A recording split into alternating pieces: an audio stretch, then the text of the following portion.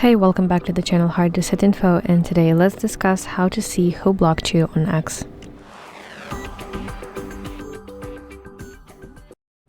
So if you want to check who blocked you on X, then you have to open X application on your phone and go to search bar at the bottom side of your screen. At the top, tap search and look for a specific person that you're interested in, that you want to check. Go to their profile, and if they blocked you, you will see a message that this user has blocked you. And that's actually the only confirmation how you can check that on X application. And also, X does not send a notification when someone blocks you, so you have to just find their account and look for this message.